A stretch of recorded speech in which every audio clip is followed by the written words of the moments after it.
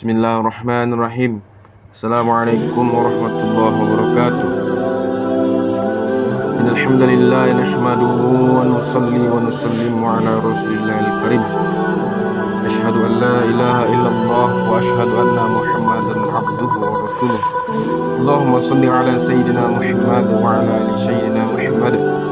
Qul subhanaka la ilma lana illa ma 'allamtana innaka antal alimul hakim. La haula wa la quwwata illa billahil aliyyil azim. Hadirin yang dimuliakan Allah, inilah kisah kaum muslimin ketika hijrah ke Habasyah dan memboikot di celah Abi Thalib.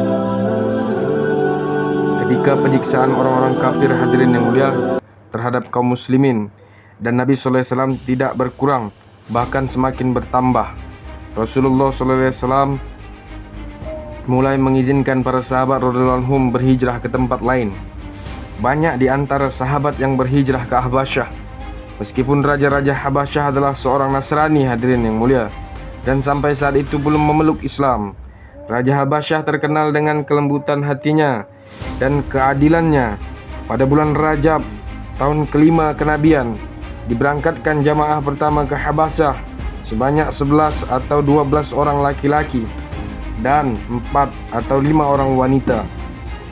Orang-orang kafir Mekah mengejar mereka, hadirin yang mulia, namun tidak berhasil menangkapnya. Setibanya di Habasyah, kaum muslimin mendapat kabar bahwa Islam telah menang dan seluruh penduduk Mekah telah masuk Islam. Mereka sangat bergembira dengan berita itu, sehingga mereka memutuskan untuk kembali ke Mekah. Namun ketika hampir memasuki Mekah, hadirin yang mulia, mereka baru mengetahui bahwa kabar itu tidak benar. Bahkan mereka semakin memusuhi dan menyakiti kaum muslimin. Sebagian di antara mereka ada yang kembali dan ada yang terus memasuki Mekah dengan jaminan seseorang. Peristiwa ini, hadirin yang mulia, disebut hijrah ke Habasyah yang pertama.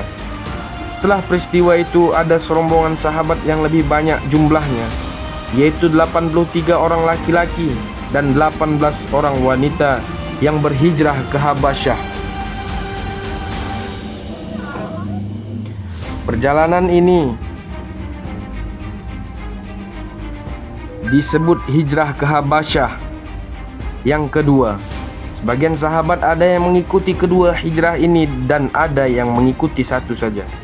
Orang-orang kafir semakin marah, hadirin yang mulia, ketika mengetahui bahwa kaum muslimin sudah hidup tenang di Habasyah.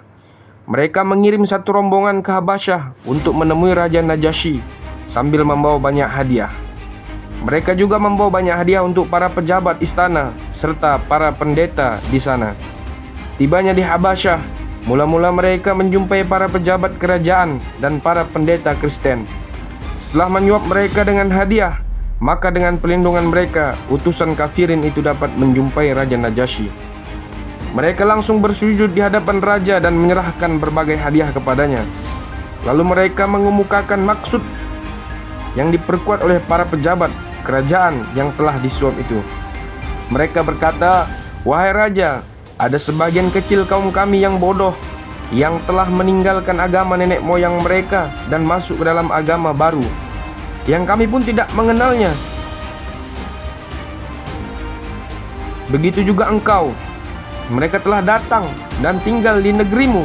Para tokoh Mekah yang mulia, orang-orang tua dan keluarga mereka telah mengutus kami untuk membawa mereka kembali. Kami memohon kepadamu untuk menyerahkan mereka kepada kami." Jawab Raja Najasyi, "Kamu tidak dapat menyerahkan orang yang telah meminta perlindungan kepada kami. Kami tidak dapat menyerahkan orang yang telah meminta perlindungan kepada kami tanpa memeriksa terlebih dahulu masalah mereka. Mereka akan aku panggil dan aku tanyai terlebih dahulu. Jika ceritamu itu benar, aku akan kembalikan mereka kepadamu." Hadirin yang dimuliakan Allah Subhanahu wa taala, kaum muslimin pun dipanggil untuk menghadap Raja Najasyi. Pada mulanya, hadirin, mereka sangat mencemaskan tentang apa yang harus mereka lakukan. Namun Allah Subhanahu wa taala dengan segala karunia-Nya menolong mereka sehingga mereka memutuskan untuk tetap memenuhi panggilan raja dan berbicara apa adanya. Lalu kemudian mereka menemui raja dan mengucapkan salam. Seseorang menegur mereka, "Kalian tidak beradab kepada raja dengan tidak bersujud di hadapannya." Jawab mereka, "Kaum muslimin hadirin yang mulia, kami dilarang bersujud oleh Nabi kepada selain Allah." Lalu raja meminta mereka menjelaskan keadaan yang sebenarnya. Mewakili yang lain, Ja'far radhiyallahu anhu maju ke depan dan berkata, "Dahulu kami berada dalam keadaan jahiliyah, wahai raja. Kami tidak mengenal Allah dan Rasul-Nya. Dahulu kami menyembah berhala, memakan bangkai, berbuat jahat, dan memutuskan kekeluargaan. Yang kuat di antara kami menindas yang lemah. Demikianlah keadaan kami dahulu ketika kami dalam keadaan seperti itu. Allah mengutus Rasul-Nya yang keturunannya, kejujurannya, sifat amamah, dan kesucian hidupnya sangat kami kenal. Beliau mengajak kami menyembah Allah yang esa, yang tiada sekutu baginya, dan melarang kami menyembah berhala. Beliau menyuruh kami berbuat baik dan melarang berbuat jahat. Beliau menyuruh kami berkata jujur, bersifat amanah, dan menjaga silaturahmi. Beliau juga menyuruh berbuat baik kepada tetangga, mendirikan sholat, berpuasa, dan bersedekah. Beliau mengajarkan kami akhlak terpuji, melarang kami dari perbuatan zina, berdusta, memakan harta anak yatim, menuduh orang lain, dan perbuatan-perbuatan buruk yang lainnya. Beliau mengajarkan kami Al-Quran yang mulia, dan kami beriman terhadapnya serta mengamalkan segala firman-Nya. Lalu hadirin yang dimuliakan Allah, berkenaan dengan hal ini, kaum kerabat kami memusuhi kami dan menyiksa kami dengan berbagai penyiksaan. Kami adalah orang-orang yang tertindas, dan Nabi kami telah menyuruh kami berhijrah, memohon perlindungan di negerimu ini. Lalu hadirin yang mulia, Raja Najasyi bertanya lagi, "Sekarang perdengarkan kepadaku Al-Quran yang dibawa oleh nabimu itu." Maka Ja'far radhiyallahu anhu membacakan sebagian ayat permulaan surat Maryam. Bacaannya telah membuat raja dan para pendeta yang banyak hadir di sana menangis, sehingga janggut-janggut mereka basah oleh air mata. Kemudian raja berkata, "Demi Tuhan, ayat-ayat ini sama dengan ayat yang telah diturunkan kepada Musa, yang bersumber dari nur yang sama." Lalu dengan tegas Raja Najasyi menolak permintaan orang-orang kafir Quraisy itu. "Aku tidak dapat memenuhi permintaan kalian." Para utusan itu merasa kecewa dan terhina, sehingga mereka berkembang kembali. Mereka berembuk kembali. Salah seorang di antara mereka berkata, "Besok aku akan mengatur sesuatu sehingga raja akan mengusir mereka."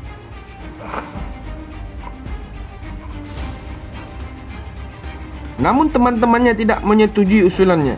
Mereka berkata, walaupun mereka telah menjadi muslim, mereka tetap kaum kerabat kita. Namun temannya itu tidak mau menurutinya. Pada hari kedua, hadirin yang mulia, mereka kembali menemui raja dan berkata, orang-orang Islam itu tidak sopan terhadap Isa, juga tidak mengaku Isa sebagai anak Allah. Raja pun memanggil kembali kaum muslimin, hadirin yang mulia. Sahabat bercerita, pada hari kedua kami dipanggil lagi, dan hal itu membuat kami bertambah cemas.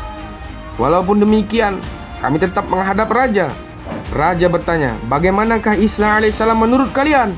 Kami menjawab, "Kami katakan seperti yang diturunkan kepada Nabi kami mengenainya, bahwa Isa adalah hamba Allah, Nabi Allah, Ruhnya, dan kalimahnya yang Allah turunkan melalui perawan Maryam yang suci." Najasyi berkata, "Itulah pengakuan Isa tentang dirinya, tidak ada yang lain." Para pendeta ketika itu saling berbisik dan gaduh atas jawaban raja. Raja berkata kepada mereka, "Apa mau kalian? Katakanlah." Najasyi pun mengembalikan semua hadiah yang sudah diberikan kepadanya, lalu berkata kepada kaum muslimin, "Tinggallah di sini dengan aman. Orang-orang yang menyakiti kalian akan dikenai denda." Lalu ia mengumumkan, barang siapa yang menyakiti kaum muslimin, maka akan didenda.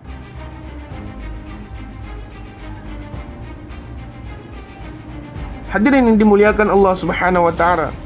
Dengan demikian, di negeri tersebut kaum muslimin sangat dimuliakan dan dilayani dengan baik.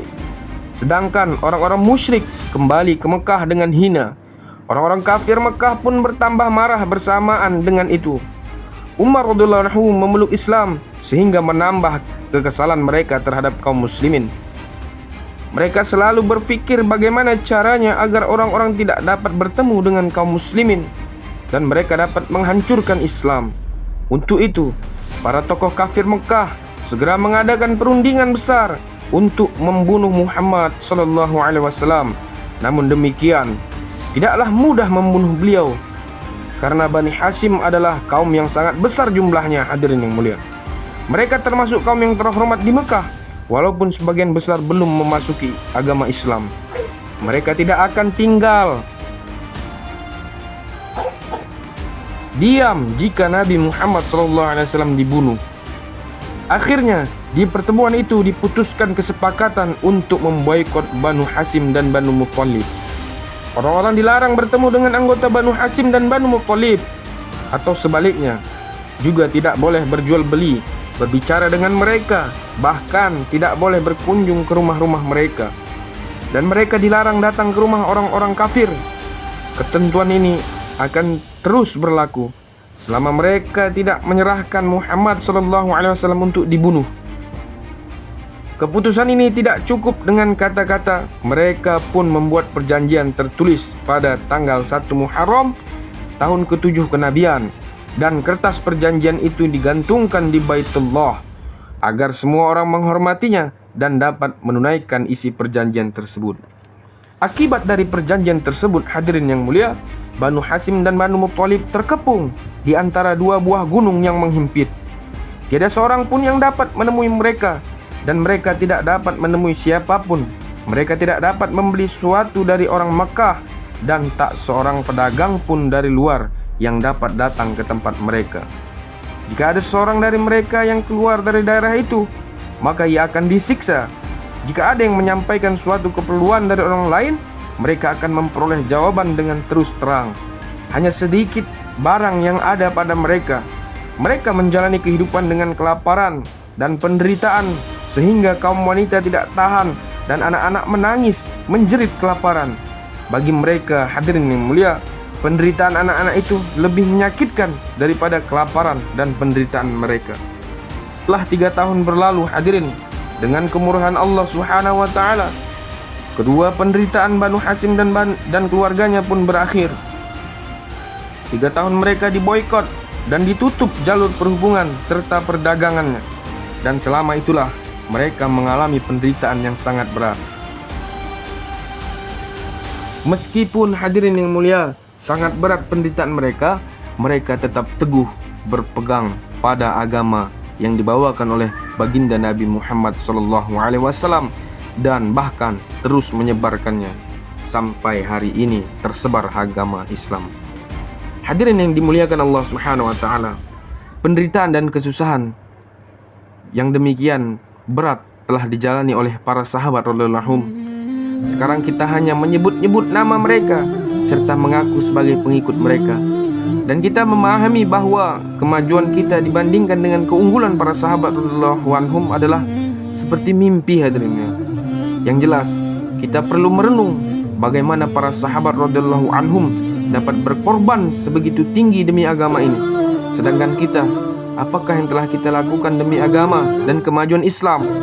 Sesungguhnya keberhasilan itu senantiasa diperoleh melalui kesungguhan dan usaha. Sayangnya, hadirin mulia, kita memilih suatu kehidupan yang menyenangkan dan damai tanpa beragama, dan sama-sama sibuk mencari dunia bersama orang-orang kafir dan menginginkan Islam bisa maju bagaimana mungkin. Sekian, terima kasih. Billahi taufik wal hidayah. Assalamualaikum warahmatullahi wabarakatuh. Subhanallah wa bihamdihi, subhanallah wa bihamdihi.